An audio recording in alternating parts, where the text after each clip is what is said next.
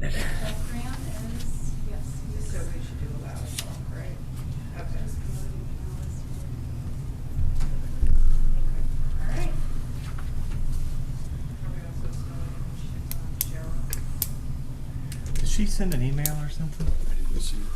I thought I saw something pop up Well, from Cheryl. unless it just did. She said 4 that minutes she- ago. Oh, okay. So she did say she was able to attend, but maybe something just. She says the weather's terrible trying to get from Indy. She'll be late. So, So is there rain coming up maybe? apparently, yeah. Huh.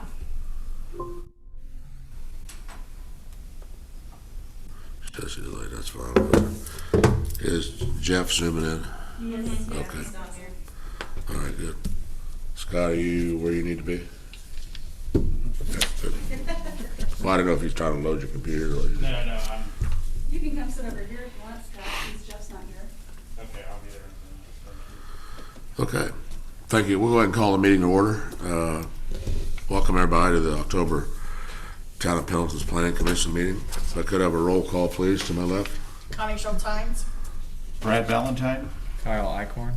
Tim Pritchard, Carol Hannah. Jenny Sisson. thank you.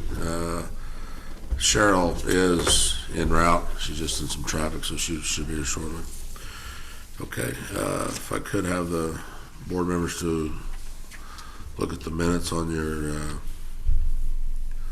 laptop or your iPad there, and we'll take a motion to accept in a second. If you haven't seen them already. I'll make a motion to approve the September 1st meeting minutes. Thanks, Carol. Do I have a second? Second. Thank you, Kyle.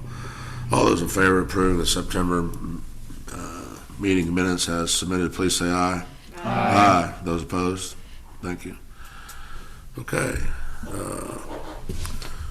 The only business we have tonight, old and new, is the UDO amendments from what we reviewed and voted on at the last meeting to make some subtle changes, what have you. So, Kayla? Well, I guess just to kick us off tonight, I wanted to let you know that Hannah and I attended 2 conferences over the course of the last week.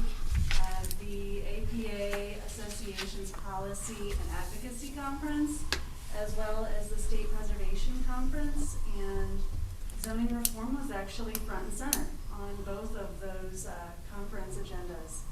So of course, in historic preservation world, it was much more like change your zoning codes to be more friendly to your existing housing stock and your historic structures, which Pendleton is already wonderful at.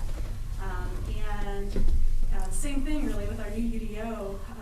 We really mirrored the changes that the APA and is encouraging at the national level as well, with our expanding the choices available through our new UDO with a variety of different new zoning districts, allowing green space, as well as denser, more walkable neighborhoods. These were all things that were talked about at the APA, American Planning Association's Policy and Advocacy Conference.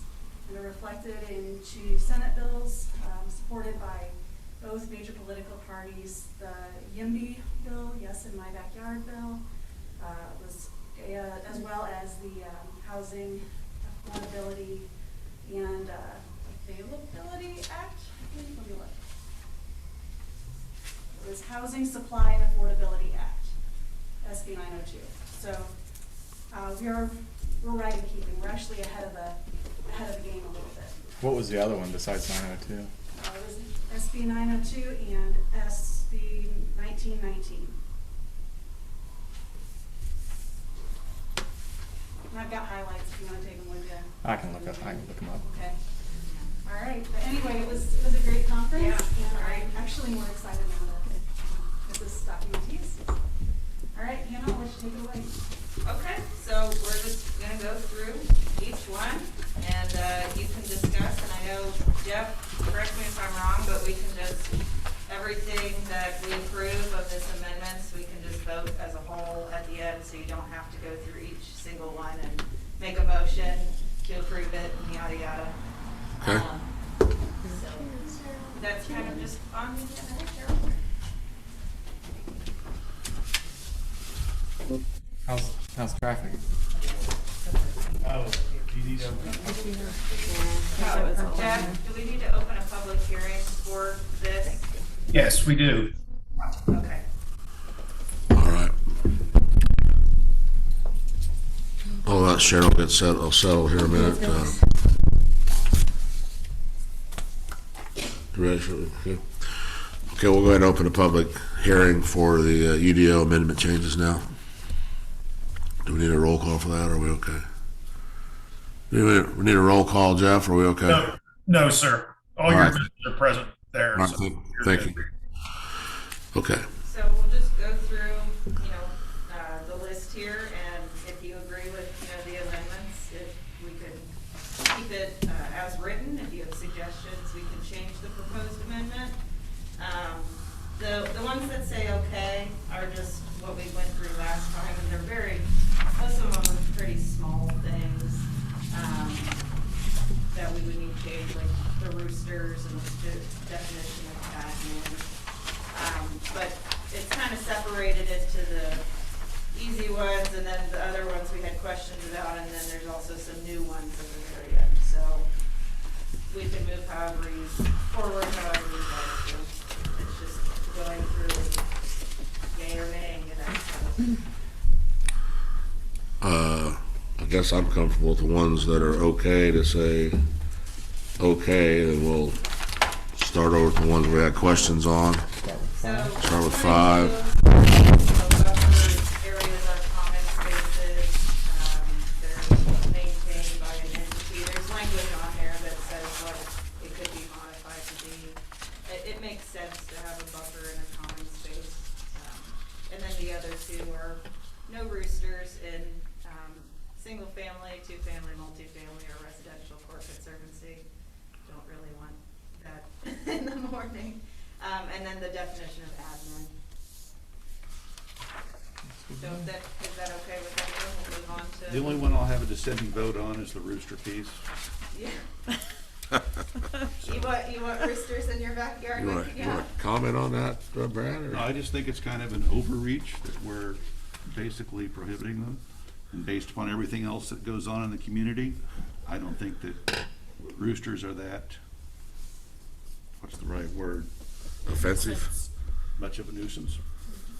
So, I'm gonna open a rooster farm in your next lot next to you. that's fine. Why don't we address the roosters as needed when it comes forward? Okay, maybe you want to change it then, instead of prohibiting roosters in these districts, just addressing them as they come forward? Yeah, we've approved 2 chicken places before in town. And we didn't allow roosters then. No roosters. Right. So does that go to the BZA, you mean? If someone wants a rooster? It wouldn't be, no, they would just have to have a complaint, probably. Yeah. More than likely what we would see is actually a noise complaint if there is an issue with that, and that would actually be enforceable by the police. Right. People's dogs are just as loud and annoying as roosters. Oh, yeah. You're correct. I have 2 rooster opponents here. Those yippy dogs. No yippee dog. I'm kind of all for not making changes, making as few changes as necessary at this point.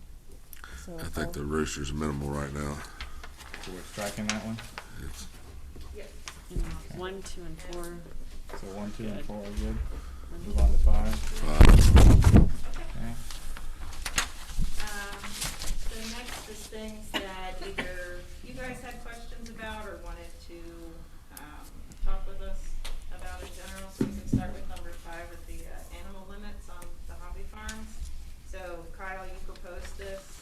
Yeah. So if there's any direct questions, you can ask Kyle. I know that, let's see, the master list of feedback has the table, which is that 2-sheeter that's up there. It doesn't have the existing though, right? No, it does not.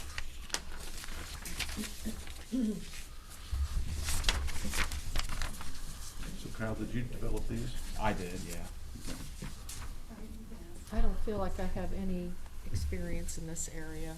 I thought it just depends on the zoning too.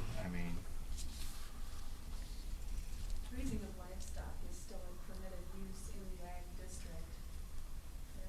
So it would just be a farm rather than a. Then a hobby farm. Kyle, some of your concerns were the setbacks, correct? Because the Two. way they were originally, I'm trying to find it would have It would just pushed preclude- it to the yeah. center very, very small. So does this, I mean, I moved it to measuring from the primary residence on a neighboring property, but I guess that can get tricky as well. I don't know if anybody has any discussion on a good way to do that, or, We also were wondering if, on the poultry, fowl, rabbits, did you mean to put 20 animals per acre or 200? well, I mean, an acre, I guess there should be some sort of cap, but I just looked up, typical square footage per animal, and it was maybe like 16 square feet per animal. And so there's 43,000 square feet in an acre, so, but I guess that could get out of hand quickly, maybe. But I can't imagine us having 200 turkeys anywhere in town. you'd have to be, Right. it'd be a CAFO or whatever to be able to do that, so. But that almost crosses into an actual farm, it seems. Yeah, Kinda so, like 200. and two, just trying to distinguish between what was a hobby farm and what was a Like a farm. farm. Yeah. Yeah. That's a big discussion. Mhm. In land use, because the line is getting blurred between smaller organic farmers or farm to table type growers and, big industrial style. Yeah. So I mean, maybe for now we just leave it. I don't know. It gets complicated. Well, But- again, I'm okay with not making changes. agree. So just leave it as it is. Yeah, we can in the pick it UDO back up, currently? pick it Yeah. back up in a quarter Okay. and see Yeah, how I it can put goes. this on our quarterly review. So, Yeah. I'm fine with that. Can I just ask a quick question? Sure. Unlike the swine, 0.05 acres, minimum dedicated pasture area per animal, Uh-huh. but only 5 animals per acre.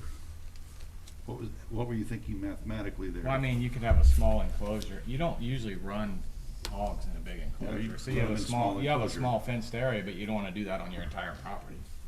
So if you wanna raise a few pigs for meat for your family, then you'd have a small enclosure, limit it to a few animals and be done with it. I think the existing one, you can have 4 maximum, but your fence has to be 150 feet from the property line. So if you're on a 2 or 3 acre parcel, you can't do it.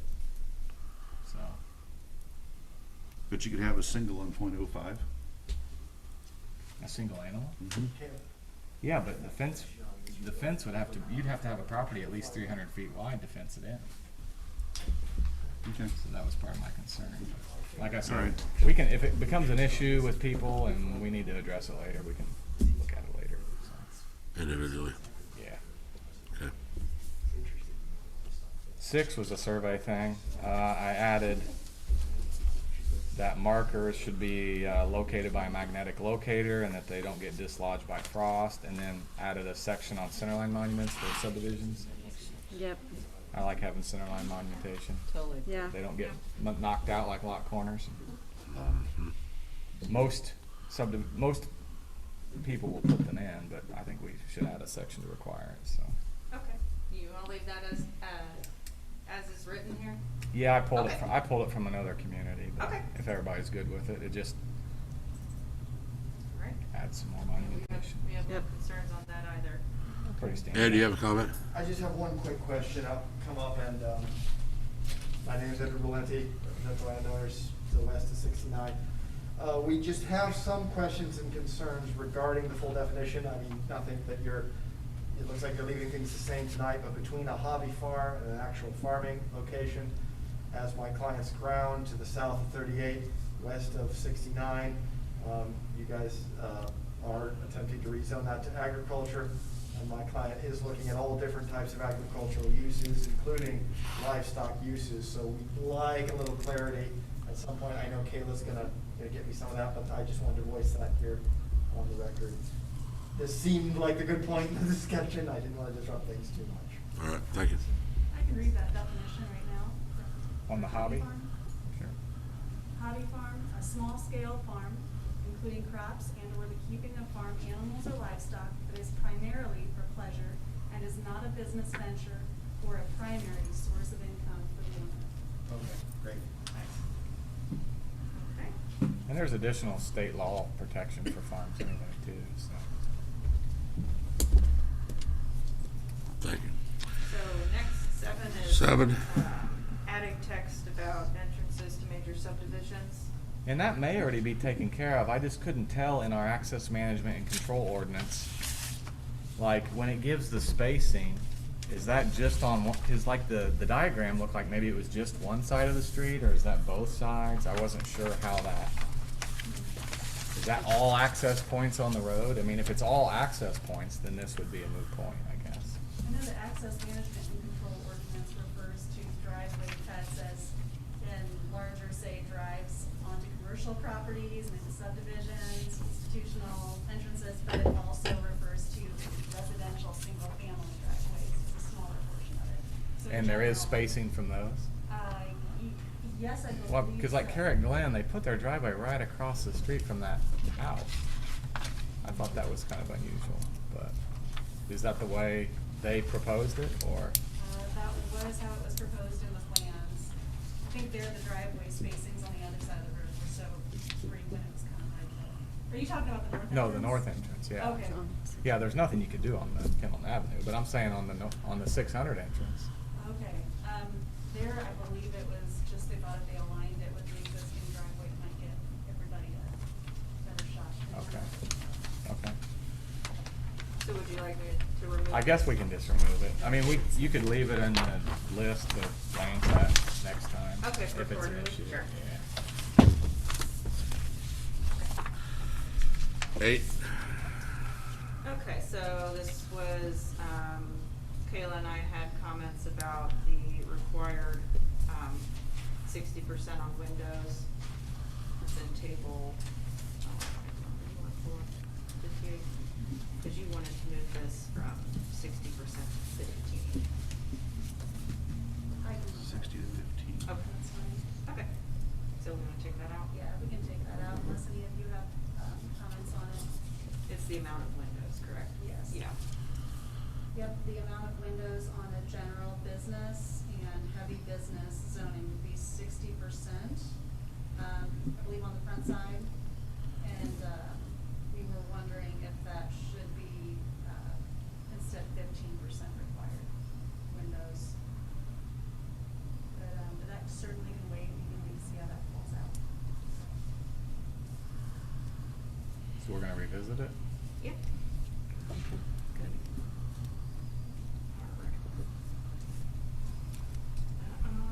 Number 9. And the number 9 was accessory heights.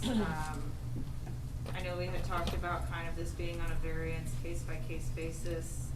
We just thought this might be something to go on the quarterly to see if we have any issues with it, because our UDO just says clearly subordinate. It doesn't have a maximum height, so that was kind of the concern.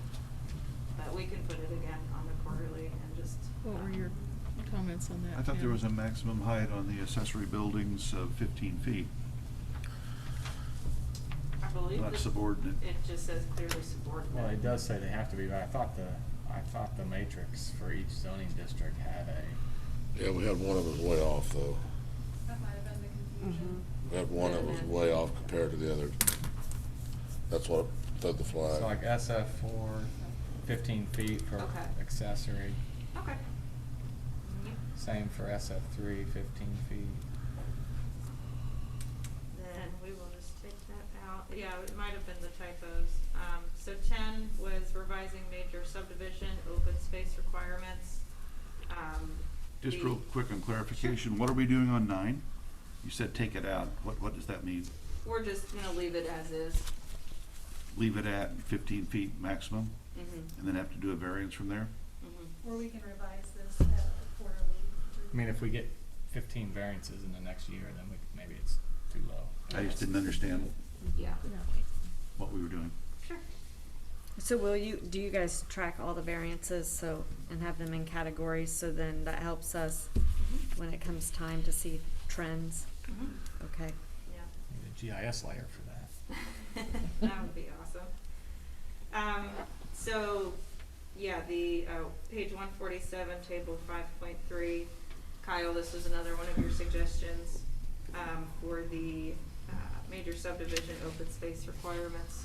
Yeah, I bumped them up all 10% roughly. Yeah. Essentially, but Yeah. just to promote more open space. Yeah. But that's up to the board. I agree How, with that. how did, Carrick Glen, What was Come their out. open space? I don't know if that was in this. And if I am correct, the open space does not include the drainage ponds, that the open space is defined outside of the required stormwater handling retention ponds. Let's check, because I know that number 14 is an issue with required open space content being 0 retention ponds.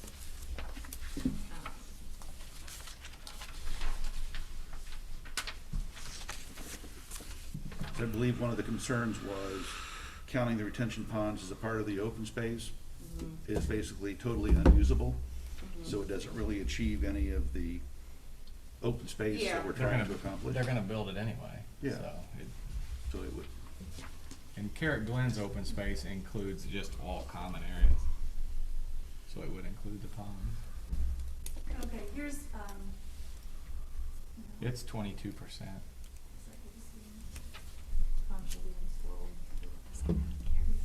Well, this was, So in our original Carrot, under our new UDO, Carrot Glen would have about 3% less open space. but you have to adjust for the retention ponds, this correct? was from the. Well, yeah, it would be even lower. We took that out of their total land though, didn't we? That's out of the total common area, so that's not really the open space. Yeah, So that's why I thought We they were a pushed- little We low. pushed Cary Glen for more Yeah, and got it. and this would push it slightly higher than Carrot Glen, Section B. so. Should this- that is, I believe where I am. Okay, yeah. Kyle, did you say this pushes it higher than Carrot Glen? Yeah, Carrot Glen was like 22%, Okay. which is more than the current 20 that's in the UDO, but Mm-hmm. that also includes their, So they got that's some pretty big ponds count. Yeah. that go to that number. So if you Yeah. took the ponds out, they'd probably Yeah. be down in the teens somewhere. So it does currently count, it just has to be within a common area.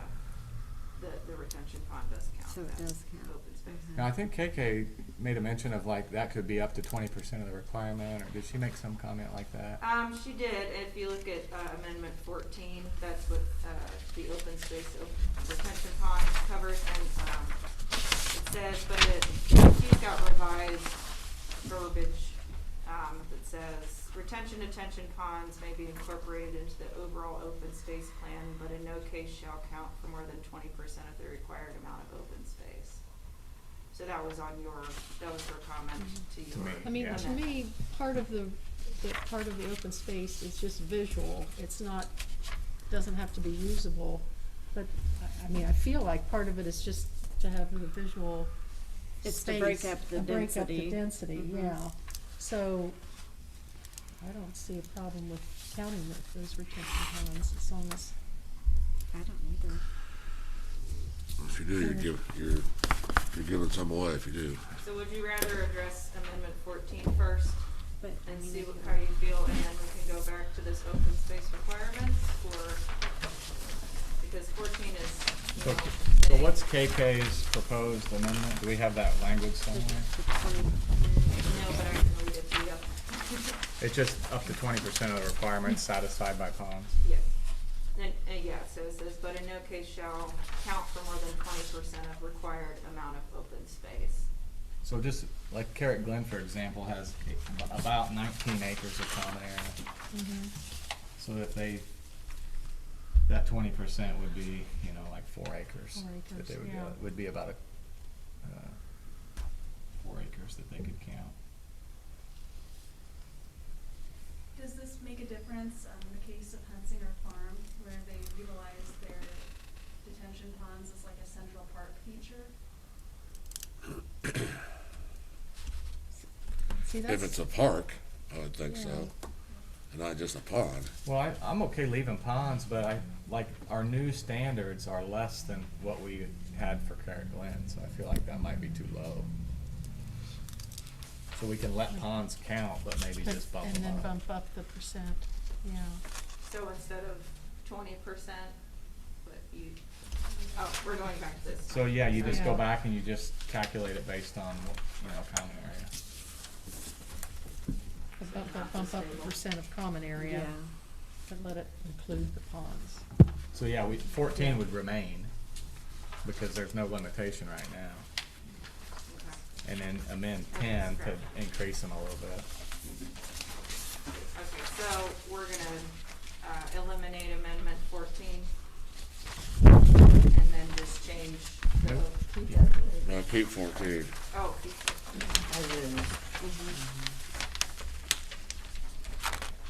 And then Well, amend that's not- 10, Well, right? no, I thought the other way around. Eliminate Yeah. 14, but keep 10. yeah, Yep. because 14 is, saying that It's less, I agree. pools and retention ponds shall not count. Well, the other thing too to consider is on table 5.3, it says based on average lot size. I don't know if I made a comment in there, because Carrot Glen has some big lots around the edges, and it really bumps the average lot size up above what is the typical lot size. So instead of saying on average lot size, I think it should be based on minimum lot size, or smallest lot size in table Yeah. 5.3. Where is that? So it's on page 147 of the UDO, if you have the UDO. Carol's got it. She keeps it in her pocket. She does. So if you see in that table, below districts permitted,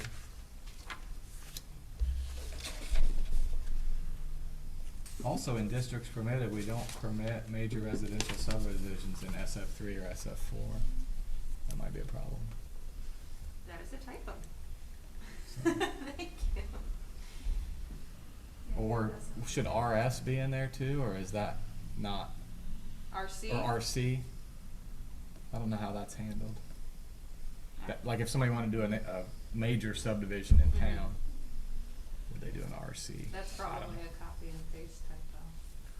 But anyway, in that top, it says minimum open space for overall development based on average lot size. Which page are you on? Well, I'm on Oh, I 147 see. of the Right. table 5.3. And so if you do, like, for just using Carrot Glen as an example, I think the average lot size of Carrot Glen is up almost 9,000 because they've got some large lots. But the typical or minimum lot size is only like 7,300. And so that should be the number we're using. That's also amendment number 26, is that the Carl comment. Oh, okay. I thought I had, Yeah, these Yeah. are all your new ones at the end. okay.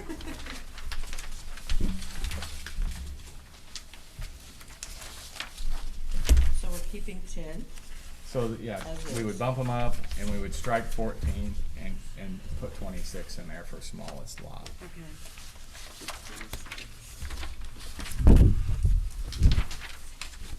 Is that what we'd like to do moving forward?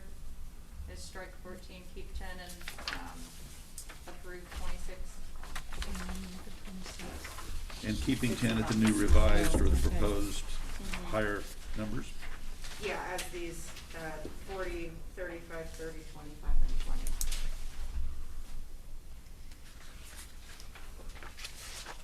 And then would Carrot Glen fall into compliance then? I like to use them as kind of the, They would Yeah, be, good point. I think theirs is 23%. So it they would be on the low, it would be a little on the low side. side. Be 7% below the target based upon Yeah. the smallest lot size?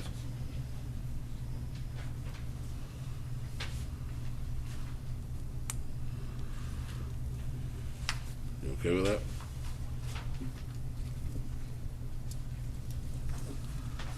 All right. I think so.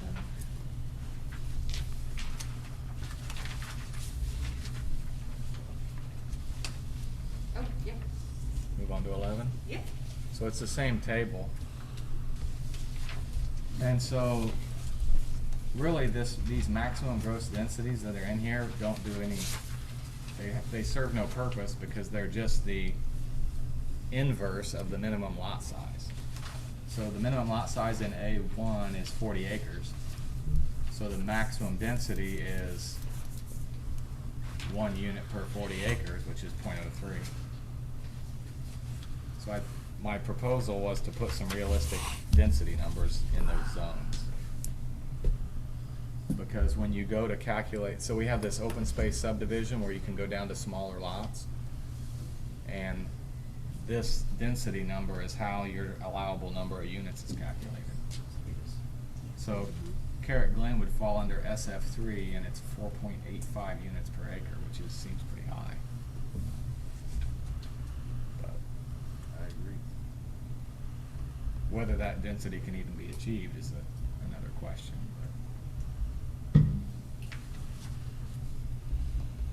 Anybody have any thoughts on that? Well, let's not give them an opportunity.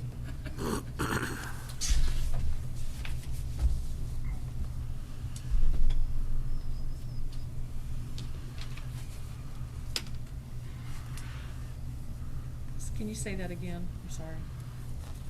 How- So we have a residential conservation subdivision, I forget what section it is. Yeah. And so you're allowed to go down to a smaller lot size. Mhm. And you calculate how many lots you're allowed to have based on this maximum density. Okay. But, you know, if Carrot Glen was to go through at 4.85 units per acre, it would have almost twice as many lots as it does now, allowable. So it's just inconsistent. I mean, they've gotta meet minimum lot size, they've gotta meet open space requirements, so these density numbers really don't serve Okay, any, yeah, because they're not practical. they're They not- don't mean anything. Yeah. So my proposal was to put realistic numbers in there, but. Or maybe we said that, do we even need them? If they've got if we have other requirements, if we've got their lot size and, Well, we need some way to calculate the conservation subdivision number of lots. What sometimes they'll do is you have to create your subdivision under the normal rules, however many lots you can get, then you're allowed to put that number in with the smaller lot size. That's another way to do it. Because I think you're allowed to go down to 7,000 square feet in the conservation. So what you would do, say you're in SF3 zoning, you would go in, you would do a layout with 7350 and you get 100 lots. And you wouldn't be allowed to put in 100 lots at 7,000 square feet if you met the requirements of the conservation subdivision, instead of trying to use this density number. I don't know where else this density is utilized though.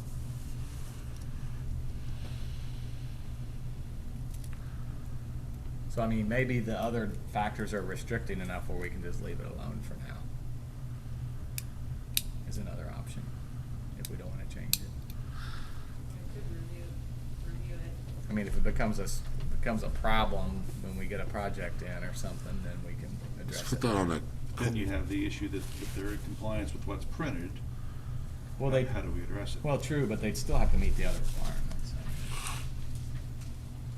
That's true. I just don't know what other ramifications these extremely high density numbers have. I mean, for our largest single family to be 3 units per acre is pretty high. Because they took, you know, the minimum acreage of SF1, which must be 1/3 of an acre, and flipped it over and made 3 units per acre as the density. That's just a quick way to fill a chart out, I think, is what happened. I agree. So maybe we just do a quarterly revisit on that one. Let's put an asterisk by that for the quarterly review, make sure that's one of our top homework projects. Cause that one could come back and, I mean, the option too would be to go ahead and change it, and then if a project comes in, you could always address it then. address it then, or do a variance if those numbers don't work, or, I don't know. So the revised numbers are more conservative. Yeah. I would recommend that we err on the conservative side at this point in time. Strike And it, don't open the door. strike it. Go with the revised units that Kyle has recommended. And then if someone had something different, they'd just come in with a variance, and then we'd have to. Yeah, go we through could just the- look at it by case, Yeah, so maybe in exchange for density, they put amenities, there's all kinds of things that could happen, I guess, but I guess what you're saying is don't leave the door open. Correct. Kayla? We did have a staff recommendation on this. I'm concerned that I would hate to use our variance process as a way to check project quality. I would rather we have good numbers going in. We, as staff, did agree with Kyle's recommendations, except for the last 2 bullet points. Current UDO allows multifamily density between 5 and 15 units per acre. For multifamily 1, we would propose 3 units per acre for the single-family, 2-family zoning district, use, and 6 units per acre for MF. For MF2, 4 units per acre for SFTF, and 8 units per acre for multifamily. So like, could a Carrot Glen come in under MF1? Potentially. I'd have to look through that. There's a lot of different parts and pieces going through for this. And what is your logic for those numbers? For a multifamily product, we should be allowing a higher density. These products can go up, not just out. We don't want to promote sprawl. We don't need a huge yard around a multifamily product. There are a number of other parts and pieces that they will have to fulfill, including parking requirements, buffer requirements, open space, a lot of parts and pieces. So when we're looking at multifamily, we want to achieve density. And so in keeping with that, the single family and 2-family should be half as dense as a multifamily. That's where we got our numbers. I agree that multifamily should be higher. So you're proposing, I have 6 and 8, or is that what you're proposing? I'm proposing, yes, 3 and 6 for MF1 and 4 and 8 for MF2. So there are a few changes. Oh, so you're just bumping up the single family numbers? Yes, to make it half as dense as the MF. I saw where you were going with it, and I thought we can work with that. I got my numbers matching up SF3 to MF1 and SF4 to MF2 is how I came up with them. I feel like a multifamily's probably more than twice as dense as a single family or duplex, apartment building or quadplex. As we have it written, it is more than double, just as it's written currently. For MF1, it's 4.85 for single and 2, and 9.7, and then for MF2, it's 6 for single family and 2-family, and 12.5. I feel like if you raise these MF numbers for single family and 2-family, it's just gonna short circuit our single family districts. And they're just gonna come in under MF instead of the single family that we're intending for single family. Because the density numbers are higher.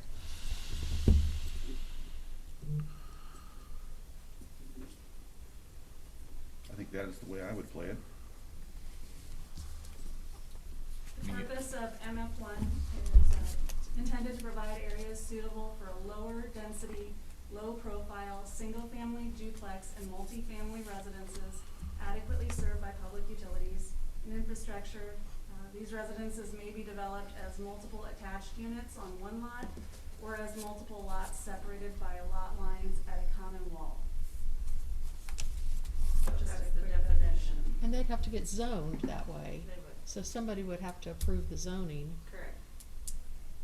if they're coming in with single-family homes. But it says low density single family. Right? Lower density single family homes. Lower density, low profile. So instead of your traditional single-family neighborhood, So it would be about- less dense than a single-family neighborhood? No, less dense than, say, a traditional apartment complex, perhaps. Or, there's MF1 and there's MF2. So lower density than the multifamily 2 zoning category. And that's like big apartment complexes. Yeah, think way, high But, up. but you can still do a single-family subdivision in MF2 with 7,200 square foot lots. 50-foot wide lots in MF2.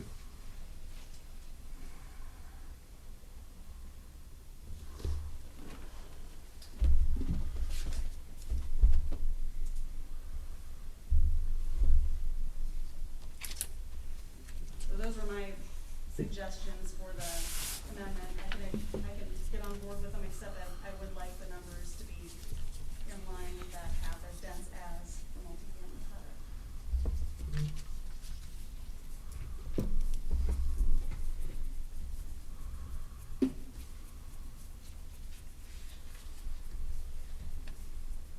One thing we are seeing come up is rental single family is becoming increasingly popular. Something like that appears to be, say, a single family neighborhood, but in fact there might be a mixture of single family and multifamily dwellings, and they'd be, say, set on a common area, and there might be a small gatehouse or something that would serve as a rental center. So there's some new ideas about what that multifamily housing, area even looks like.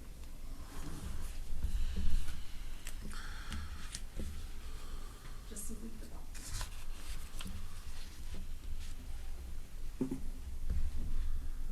Well, At this point in time, I'm most comfortable with the numbers that Kyle has put out there. For the MF1, 2 units per acre, for the MF2, 2.5 units per acre.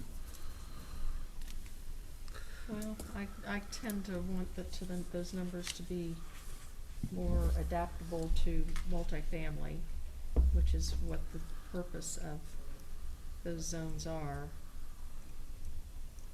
Still Well, feel like if somebody was coming in and wanted to make only single-family homes, we would not approve zoning of an MF1 or an MF2. Yeah, would that be the case? I guess that Because part it'd is have to be discretionary. zoned before they could. Yeah. So, yeah, And I if would they agree. came in and said, I'm gonna build all single-family homes, say, well, pick an Pick an it's SF, an SF one then. that makes sense. right. I'd be all right with that. With Kayla's. Okay, so what's your move? Do you want me to move up to, leave the UDO as is, use Kyle's numbers, or use Kyle's numbers with our recommendation on MF1 and MF2? Or quarterly too? I thought did we agree on the third option? I think it was the latter, the last one. The last one, yeah, With Right. Kayla's, with Kayla's Input. recommendation, yeah. We look at it quarterly. is everybody okay with that? So MF1, based upon Kayla's input, goes to 3 units per acre, single-family TF. Mm-hmm. And then MF2 goes to 4 units per acre, single-family TF. Yes, And then they stay at 6 and 8. yes.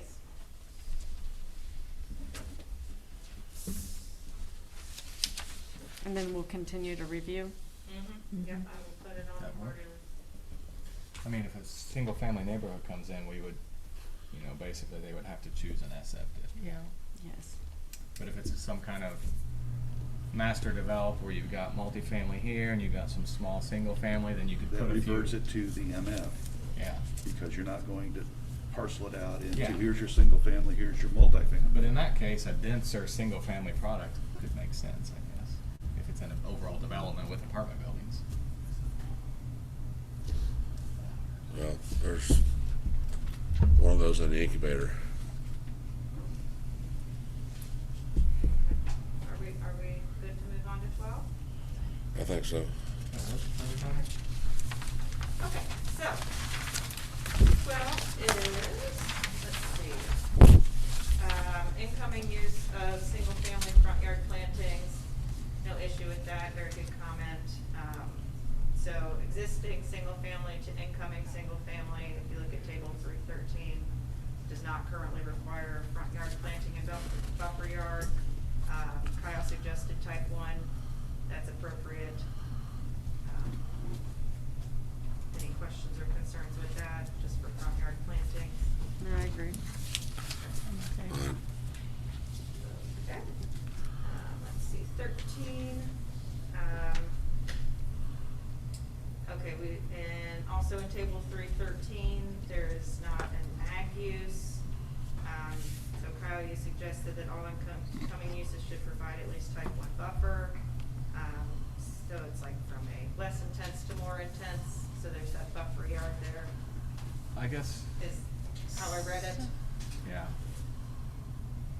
So we can add that again to the table and just put type 1. So who would be required to put the buffer in? Is it, so if there's a. The developing property. And if that's up against an ag, I mean, I would think you'd want some kind of delineation anyway from agricultural operations, some kind of break. I'm Just thinking a I mean, cornfield or a bean field. It could be a but feedlot, it could be a feedlot or Yeah.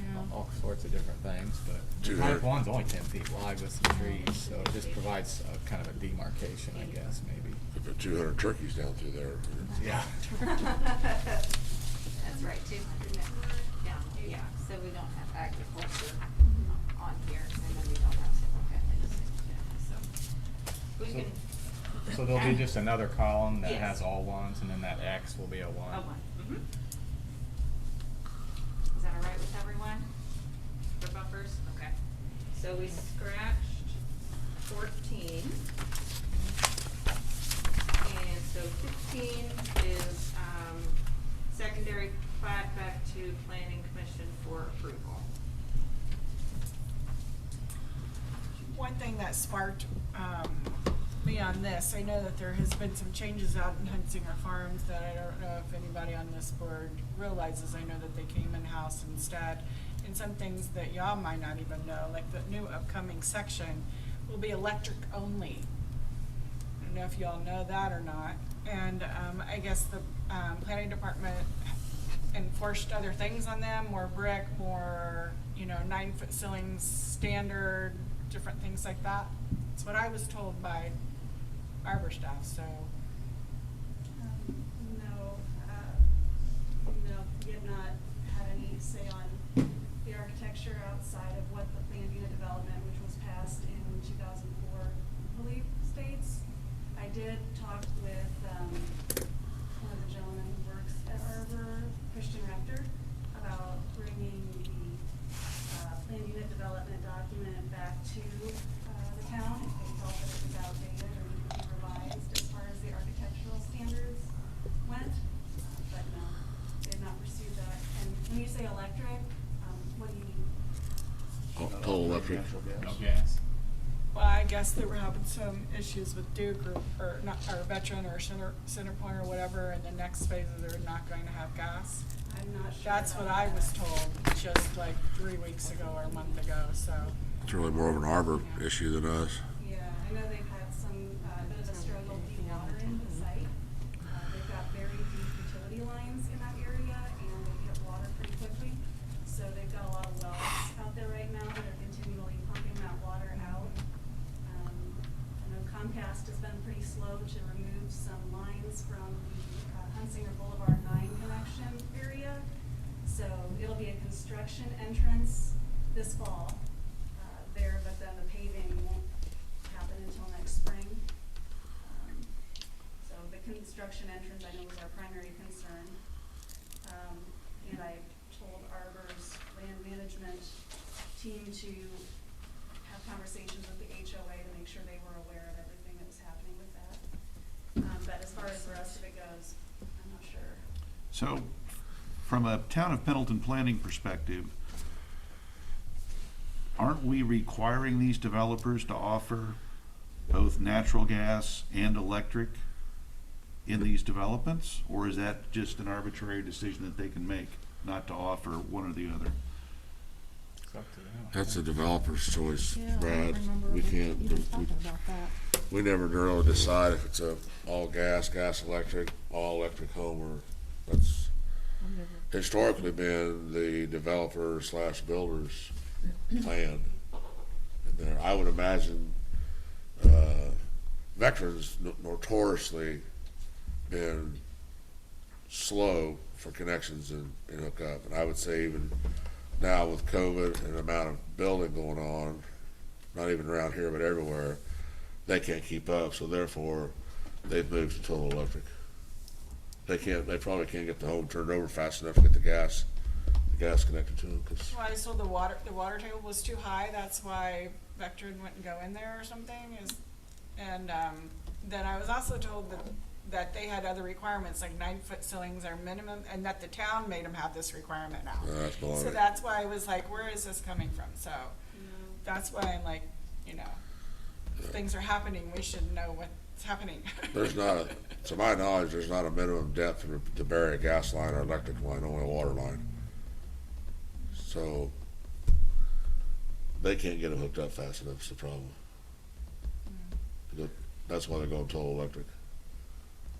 People are gonna You buy didn't it have any anyway, problem so. with People are gonna buy it anyway, whether it's total electric. They're probably getting, used to, you could get a pretty substantial credit if it was a total electric home from the electric municipality for all the appliances and what have you. I don't think California quit allowing natural gas in homes, so. Yeah. maybe it's a I new mean, thing. there's places in Indiana you can't even run those lines, so it is all electric. Yeah. When the- Yeah, Who told me about the gas? Superintendent. And who told me about the, It's all about the about ceilings. the 9-foot ceilings? Superintendent, what? Say that again? The superintendent, For Arbor, over there at Hunsinger Farm. He's He full of also was baloney. the superintendent right here. Pardon me? He was also the superintendent right here at the Silverthorne. He was working both. Well, you can kind of look what happened to Silverthorne in my. Do they do proof rolls, like pavement and stuff? Is that a standard procedure? They're doing that right now, and I believe they passed their Yeah. control. Did Silverthorne, did they pass out there at Falls? No, not always, there were spots. Actually, Hannah, you were, There's like a moon simulator out there right now, it looks like. yeah. Yeah, they were there, they had quite a few spots that failed, and they had to go back and fix it. But Hunsinger Farm, surprised that, this opposite, Hunsinger Farm went really well. So we get we've had problems out there. But however, it's set for how many years with just the base layer on it that Right. permeated with water and freeze thaw and everything Right. else. So. It was the older construction that failed. So Okay, back to 15. back on track. I mean, if a secondary plat meets the requirements and it matches the primary plat, it's non-discretionary. So I don't know that there's a reason for it to come back before a planning commission unless Kayla wants it to, and then she can bump it up. If it varies substantially from the primary plat, it will come back to this board. And what I have done in the past is I've always made this board aware of when a secondary plat was coming through, since you guys do have to sign off on it. And then usually what happens is it sits in my office for a number of months as they're constructing the infrastructure. And then when we receive bonds and they're ready to actually build homes, they say, hey, we're ready to record those secondary plats. And I call president and secretary of this board in to sign it, and it goes on to be recorded. But it's a much slower process, and as I've done in the past, I'll let you know when those secondary plats are coming through, so you can see that they are not varying substantially. Yeah, I'd say it's better to leave it with staff Yeah. unless there's a special circumstance, and then it'll come. But just an unneeded step, I think. We would be taking your recommendation anyway, I Yeah. think, Mm-hmm. because it's. And it's gonna got be too much- reviewed by consultants, Yeah. and it's, Okay, Well, don't ever rubber stamp our recommendations. Well, I don't feel like I'm qualified to compare that level of detail. I'm just saying, welcome to challenge. okay, so would you like to move on to 16? We'll, keep as is for the secondary plat? and we can review it at the quarterly if it's, if the Yeah. process isn't working or something. Okay. so 16 is minimum setbacks and lot sizes for SF3 and SF4. All I gleaned was just feedback. I don't have any recommendations. Brad and Connie, I know that was something that you guys had brought up. Kyle, I know you had as well. My only comment was in the SF4 table, it says minimum lot area. I wanted to add per unit, so that it's understood that a duplex would not be split on a 7,200 square foot lot. It would be per half. Okay, let me see what page that is. Do you have the page? 31. 31. So it's just more of a clarification. I mean, the multifamily says per unit. The single family obviously would be per unit, but since two families included in that first column, just for clarification. Okay, so, So add the word per unit after 7,200 square feet was all. okay. That was my comment.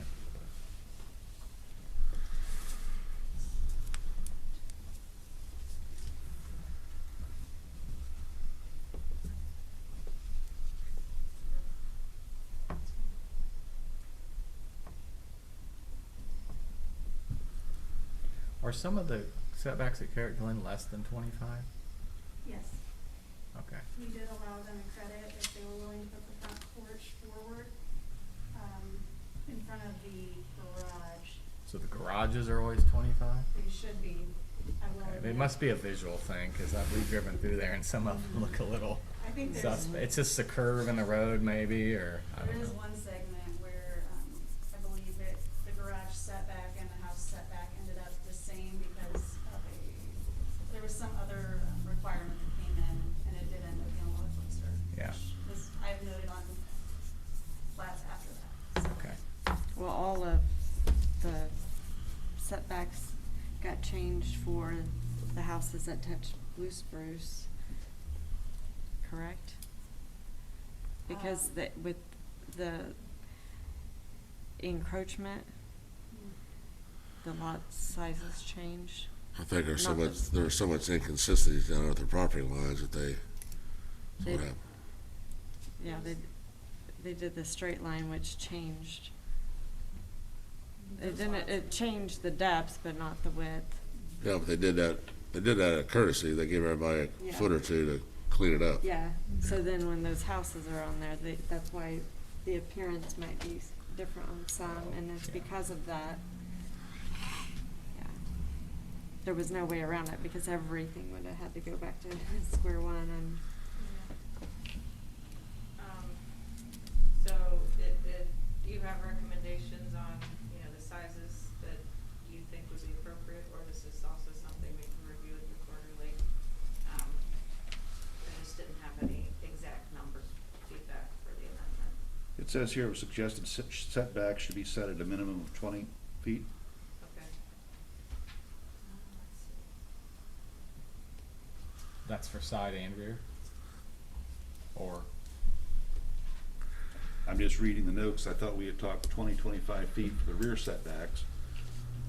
Because we were talking with 7.5 feet, you put on a small patio on the back end of the house, which is not included in the footprint. But you were basically, at that lot line. what is the minimum utility easement in the backyard? Is it 10 feet? For storm sewer? It depends on what is in the backyard. I mean, I'm thinking if you have a house with a 10-foot minimum rear yard and you put a 10-foot easement back there, they basically have no yard they can fence in or anything. but most aren't doing rear now, correct? Doing what? They're not doing the utilities in the rear. I mean, there's storm sewer back there, Oh, that's right. drainage. You'll end up with a swale. Yeah. Sort of. And if there's pipes back there, I guess the developer would probably handle that. Nobody, they wouldn't be able to sell those as well, so. I would recommend that we go with 25 feet on the rear and 10 feet on the side. I'm not ready to agree with that, I don't. I like that. Donnie? Is it saying primary structure here, or 10 feet, that's not enough. I like what Brad's got to say, 20 and 25. Carol, you want more input or what? Well, I I feel like that's kind of a big change for something that we just put into place and. Well, what does that leave for the house? Well, think about it No, though. not You've got a much. 7,200 square foot minimum, and you got a 25-foot front setback. And so, and a minimum width, I think, right? What's See, I'm the, with you, I'm not visualizing it. I'm is there a not- minimum lot width on here? On Oh, 50 this- feet. oh, So, just by nature of the minimum square foot, I think you're gonna have more than 10 feet unless it's a special case. I mean, just the way the math works out.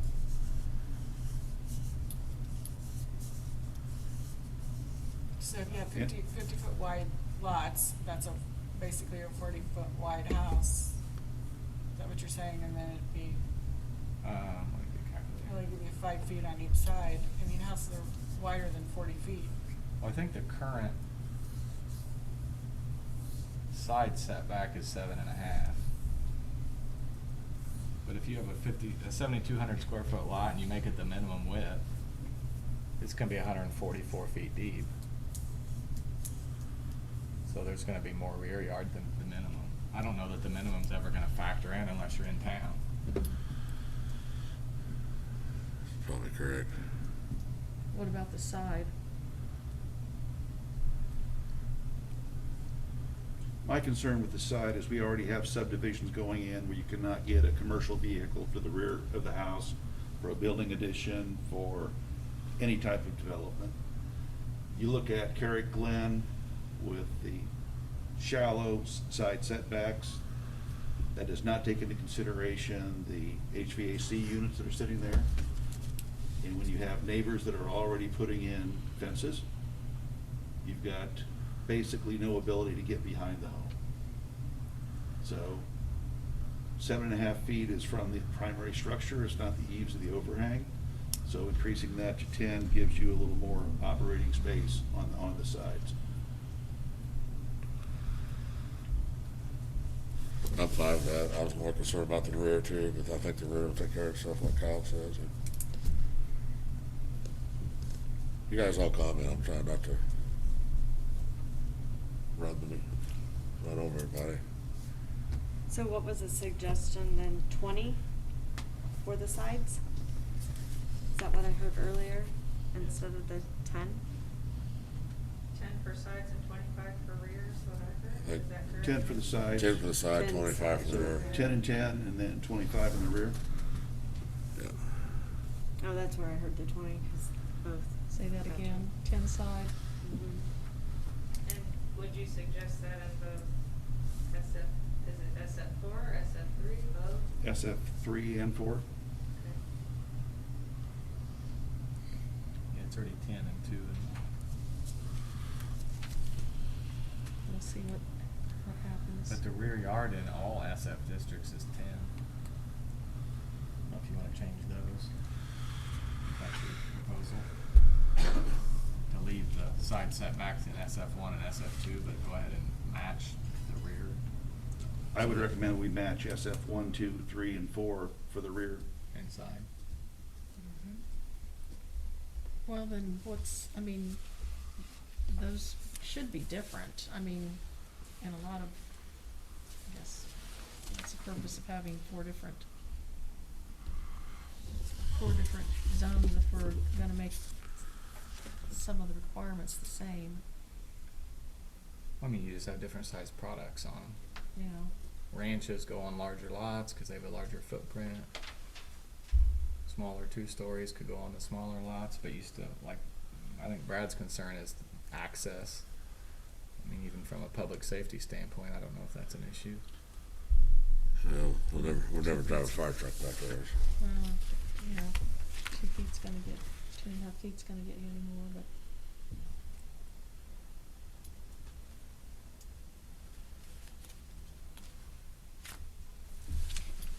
So we change this and we have something that's presented, We find that it doesn't make sense.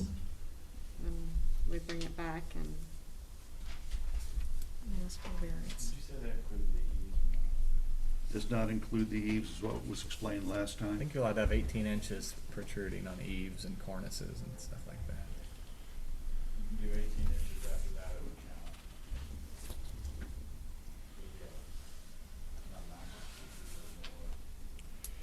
Let's move it to 25 and 10. 25 rear, So, is that so what you're saying? the setback, is it is it determined more for fire safety as much as aesthetics? You know what your recommendation is For the side or the rear? for fire? I'm not sure what the fire. Let me see if I can. This is for which, single family? Single family, 1, 2, and 3, and 4. Definitely single family.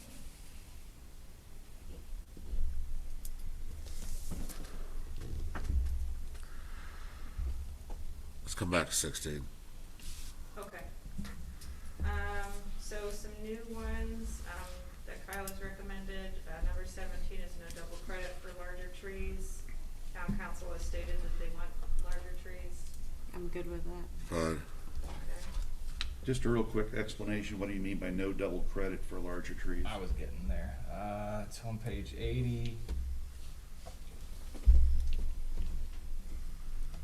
Yeah. So, page 80, it says, each tree that is 10 feet in height or more at the time of planting shall receive double credit. So, I don't necessarily think, a Yeah. 10-foot tall tree is nice, but I don't think it's a substitute for density of trees. So my thought was to require. Don't give them the double credit and and still, require a slightly larger, that was the next one, was for a slightly The larger. other thing is tree. harder to make sure those trees are gonna survive Yeah. if you plant larger trees, so giving them double credit, they might just be replanting Mhm. in a few years. So, yeah, So, amendment yeah. 17 was to I'm okay. keep to remove the double credit, and then amendment 18 was to increase the sizes slightly. Okay, so we'll approve 18, 17. 17, excuse 17, me, yeah. and 18, yes, increasing minimum plant size. I like that one. So do we know that that's still, I guess I'm going back to what, like the DNR would say about the bigger the plant that you put in, the more care it takes to make sure it survives, and I are we think getting? we're requiring irrigation though, right, for landscaping? Is there something in there about requiring? They're 19. supposed to have a plan. But it still makes it difficult to, it's pretty intensive to have to keep, I just don't know if this height is running in the risk of it being too big to Sure. manage, to make sure it survives. The current requirement's 5 feet. I would think 8 feet should be okay. And then I all- believe the ornamental, the minimum Inch 2 and a- inches, I think inch right and a now quarter. it's an inch and a quarter, Which is pretty Yeah. small. so. Are we okay with approving that amendment? Yes. Yeah. Yep. Okay. All right. 19, is the, like Kyle mentioned, irrigation requirements. All landscapers should require an irrigation plan. We were kind of wanting some further clarification on exactly what you mean. Well, like everything should be drip irrigated, basically, In the whole in subdivision. the common areas. Is that I don't know Is that even reasonable? I don't think that'll ever happen. I don't think so. I think we do require a plan though with submittal. Yeah. So, I guess if they're, I think you'll get it for their entrance areas. yeah. Beyond Not the that, perimeter. beyond that, it'll never happen. All right, well, let's just get rid of it then. That's Okay. fine. 20 is the garage door direction. And so, we do have anti-monotony standards that are in place, that do pertain to garage doors. So if you look on page 62, and 61, it talks about our garage door standards. but the anti-monotony does not really provide any mix for side entrance versus front entrance. That is one of the criteria that can be used to meet the anti-monotony standards. But are there ways to not use side entrance and basically have anti-monotony with all front entrances? Yes. Just based upon, Well, like so in here it says the garage has to be set back significantly, which I don't know what that means. And then you could do, the garage fills a maximum of 1/3 of the front elevation, so you're basically not pulling up to a garage with a house attached to it. Which I think that probably is sufficient. Yeah.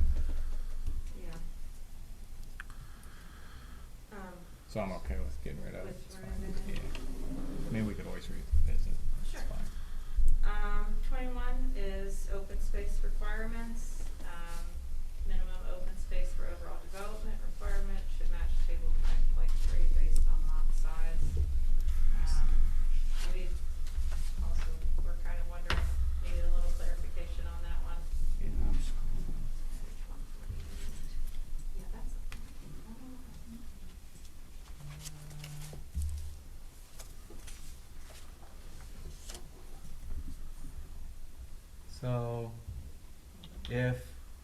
So this RC subdivision is allowed in 2 different zoning districts.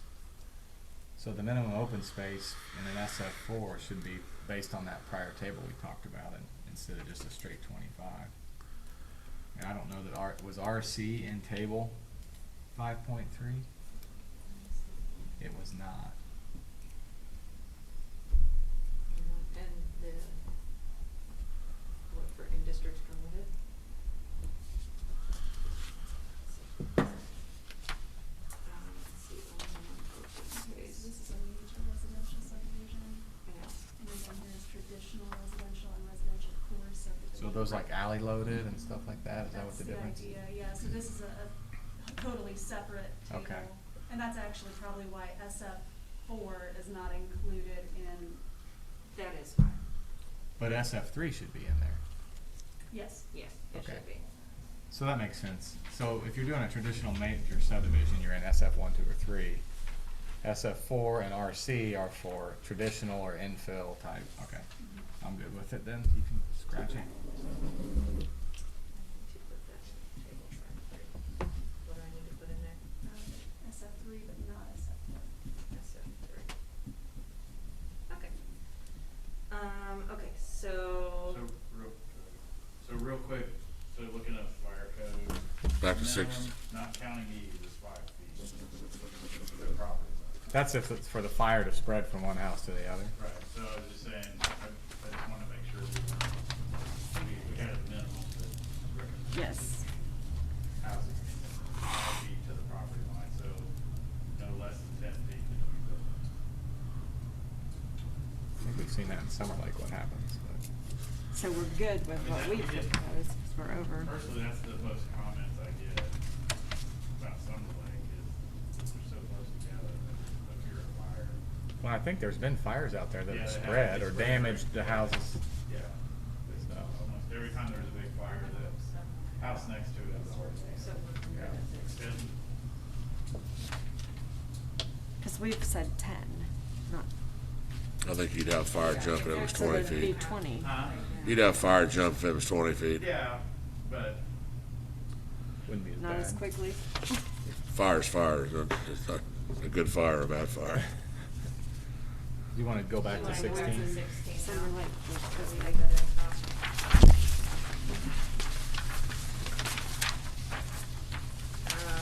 So your suggestions are in SF3 and SF4 to do a rear of 25 and a side of 10, as opposed to how it is currently.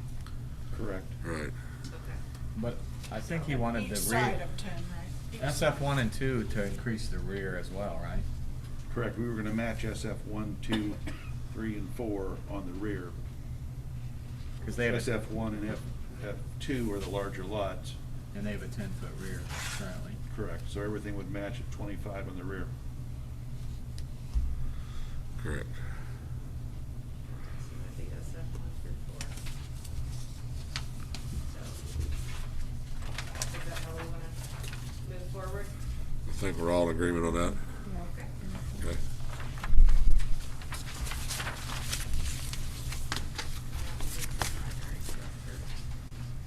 But on that 16, those two, God damn. the second and third bullet point, those are not We didn't address the We lot didn't sizes or address those, anything. yeah, We left okay. them. Just wanna make sure. So up to 22? Yes. So if you look at table 5.6, it says the maximum number of lots shall be calculated by the total area within the subdivision divided by the minimum lot area. So that's the whole inverse calculation that we already decided was bad. So my thought was, it should say the maximum number of lots shall be determined by table 5.3. That first bullet point, a maximum number of lots? Yeah. Okay. Okay. Because we decided that's the density numbers that we're gonna go with, and then if we update them in the future, it's referenced and it only referenced. changes in one place. Yeah. So, max number of lots based on table 5.3 instead. This, and then, the minimum open space for overall development required should match table 5.3. So that's the third. I think we row. struck 21, right? Yes. Oh, are you Yes. still? Says on 22. Yeah, so there's like two parts to that amendment on 22. But if we just wanna do the second part, because we struck 21. Oh, minimum open Yeah. space. Yeah.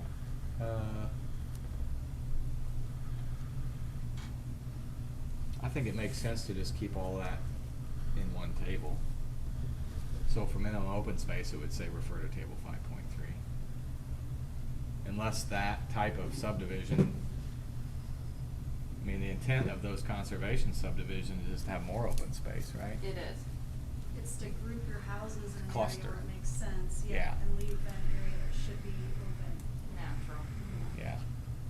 So I think the overall open space should be the same as the base zoning. It's just you're taking the lots, making them smaller and putting them in a better location, I guess. Does that make sense? Yes. And then again, if we decide we wanna modify those numbers later, they're all in one spot.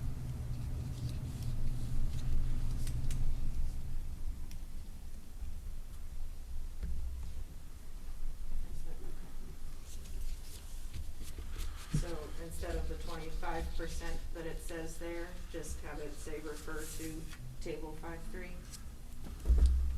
Yeah, that's what I thought.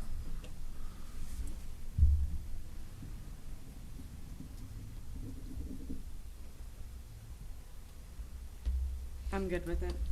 I like one table, because in the future, if things get modified, referencing back and forth on a 250-page document, things get lost. Okay. So anytime we can, Tables are easier to Yeah. read Yeah. than also. Okay, so we will, approve as written. Correct. That's fine. Okay. Number 23, mound measurements. Yeah, Did you I- have a page that this referred to? Cause I couldn't. No, find- I think I've seen this in other UDOs where, and the issue is if you develop a site and you put a mound in next to the road and then you build the pads up 4 feet in the air, Right. you're just staring at the houses up here and the mound's down here, Right. and it doesn't do any good. So my thought was, well, when we say a 4 to 6 foot tall mound, that measurement is from kind of the highest local area. If it's the pad of the house up here, or if it's the road, it just keeps the mound from being put down low where it really doesn't serve its intended purpose. And you've got like 3 points here where it could be like the Yeah. nearest lot pad grade, adjacent road center line grade. It just depends on the site, you know. Right. The road could be high, the pads could be high, and you want the mound to serve its purpose, which is to provide a break. Right. So, and it could vary on the same project. You'd have to look at Yeah. evaluate it case by case. But is it getting into the minutia to even guide how the mounds are built? Because there's proper ways of doing a mound. well, and just on the improper. where you're measuring how high the mound has to be. Well, I know the top, but how the sides, cause Oh, one with the side should be steeper where the other slopes more for proper mound building? Or do I we mean, let that be up I- to the developer? We have a maximum slope in there, I think, like a 3 to 1 maybe. I Okay. think so. Yeah. And I don't know where that, if this goes in the section that has, that, there's a table that defines mounds, right? Not that I remember. See, I don't Or recall in it. the, where the buffer yards are Okay, specified. that's where I was thinking it should go, is around. Wherever the, buffer there's a yards are. table that specifies where mounds are required, so then we should put a definition of what is mound height. Okay, Um, I think I know what table you're talking about. And I guess I don't know if we defined what undulating means. I don't think so, but I can. So I put we it can in the probably look. definitions. I mean, it would be we give a range, like 4 to 6 feet. So an undulating mound is a mound that has a minimum height of the minimum height requirement and a maximum height of the maximum height requirement. I don't know. Maybe I could do a little research. We can Yeah. deal with that later. If you wanna, so. like a definition for that, it's something we can do on the quarterly. Yeah.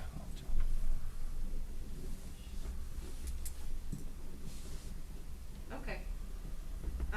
So I can put that in around the buffer yards table. Okay. Is there any other discussion about that? Or should we approve as written? Okay. All right, almost done. So Kyle, you suggested on page 31 in the SF4 table, multifamily residential is not permitted, so remove. I think we already discussed that when we talked about how it could be a mix of things if Yeah. there's development coming in. Yep, so we can get rid of that. So that would also take care of 25. Yep. Okay. 26 we already approved. 27 is your comments about the berm height and buffers. That's on this 2-pager here. It's the first page. Yeah.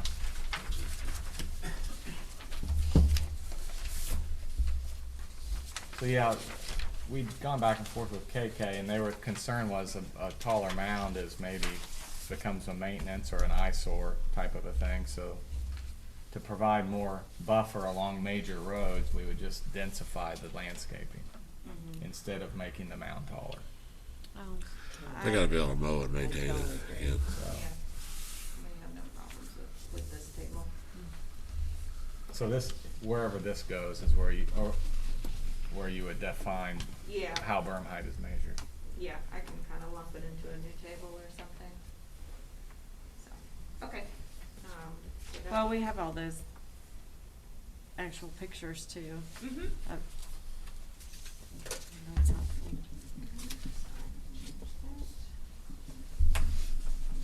Okay. Next one, was just our concerns with the front yard setbacks for SF4, cause it kind of didn't coincide with the rest of the district. But if we've already changed the other setbacks, maybe we should just put that on quarterly review. So what was the concern?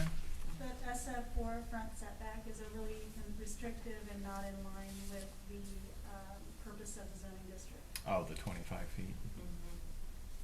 Because it's for like an alley, like a Village of West Clay type. Yeah. We're So- trying to put a carrot, dangle a carrot. Well, I mean, you're typically, we allow front load garages in SF4 though. But they have to be set back or a third, there's Yeah. the restrictions. Yeah. So you don't want a real small setback if you've got a front load garage. That's true. So maybe there's some kind of, for rear and side load products, you could have it, Yeah. in that case, you would want to pull the house maybe closer potentially. Mhm. So I don't know how you specify that. That's something We can guess review. We could do some text research and then. That ensures that the garage is substantially set back from the front of the house. If it has to be at least 25 feet setback off the lot line. So yeah, you could put a column in here, garage setback, garage front setback, in addition to primary setback, and make that primary setback smaller, I guess would be a way Yeah. to do it. Yeah. So just have a different, so rear and side load can be smaller because you don't need the frontage, and then, front load garage would need the full 25. Yeah. Yeah. Yeah, that works well. So, that's up to you guys if you agree, or, I agree, I mean, it makes sense. Fine with that. okay, I will change that. And then just so you guys know, I guess the reason for bringing that up is the SF4 idea is so we can recreate some of the feel of, say, Broadway, brick section. A lot of those houses have really shallow front setbacks, but they don't have front load garages that are Right. way up, so. Yeah. And I've been to Village of West Clay, so that's like a throwback. to- And it promotes that type of development when you allow the houses Yeah. to come up close. Right, Yeah. yeah. So then the last thing we have is just, some clarification text for the conservation subdivision. Right now, it doesn't really allude to the fact that, you know, this is more clumped together housing, and then you have more space for the, natural areas. So we were just gonna add some text that says, you know, homes are meant to be clustered and allow for maximum amount of open space and natural wildlife area, all of that. So it's Makes just sense. some clarification in that intent great. paragraph. Could we add a small visual? I I'm going think that through would be doing helpful some with that 3D one. renderings for the whole Yeah. document, that kind of show like, you know, how SF4 is supposed to kind of Yep. look like Broadway, so I'm working, I'm gonna be using like some SketchUp files, and Okay. just creating like a 3D visualization for. Cause I think it's helpful in that whole Yeah. buffer Yeah. section. Yeah. And I'm- something like this Yeah. being something we haven't really delved into a lot, I think the visual would be really helpful. Yeah, for sure, and I'll be doing that for the zoning sections as well, to just show like a really basic example of what each of these might look like, just kind of in the beginning with the tables, so that there's some, visualizing, cause really the only thing we have in here visually is the buffers. Yeah, I mean, we So. can define everything to a T, but the visuals Right. really help. Great. Okay, so, and then I believe that is it. Great job, everyone. So do we have to make, Jeff, do we have to make a motion to, Make a motion, vote, accept it. So the public hearing's still open. yeah, And if we haven't already, we do have to affirmatively ask if there any public comment. You may have already done that, but. Have any public, Go ahead. Ed, No, no further questions? You are the public. I am the public. I don't have any at this time. Thank you. This topic, so. All right, thank you. All right, hearing that, I'll ask for a motion, the public hearing to approve the UDO with the proposed amendments and notes as we discussed tonight. I'll make the motion that we accept the proposed amendments tonight. Thank you, Brad. Do I have a second? A second. Thank you, I think it was Cheryl. Yes. Thank you, Cheryl. Cheryl Rainey Hunt down here on the end. I'm not here to, I've got a heck of a science school. All right, thank you. All those in favor, please say aye. Aye. Those opposed? Thank you. With that approval, then, we'll close the public hearing for the EDO amendments. Revert back to the normal planning board meeting. Can we add something to Sure. our next quarterly review is, wind farms, is what? wind farms? Yeah, I've got that on there, wind and Okay. solar, Wind, okay. looking at if there's any new legislation that goes into place, or. We were checking on that, radius Yeah, the boundary. 2 mile buffer. Buffer, I correct. think Extraterritorial jurisdiction. Yeah, I think we're still looking at voting on it, yeah. Jeff, do you have any updates on that? Don't have any updates. The commissioners and the planning department are neither one against it. They have been asking for a justification, and I will work with Kayla to put that together for them in a little more concrete way. What did you say? What, against what? They're not against it at all, Scott, but I think before, we need to sell them on it a little bit why it's a good idea for both the county and the town. Okay. Do we need to close the public hearing? I think we did. We already closed the public hearing. This is regular planning. We couldn't hear. I think we were planning on starting the quarterly reviews in January. couple months to go, and then Yeah. maybe we can go down to just twice a year, and then just We'll annually. see what happens as we go. Is the Correct. moratorium over? It is in 2 days. 2 days. We're gonna lock Say, you ended it on a Saturday? I mean, Again, good work. Yeah. Been a hell of a job. Any comments or questions? Carol, girls? Scott?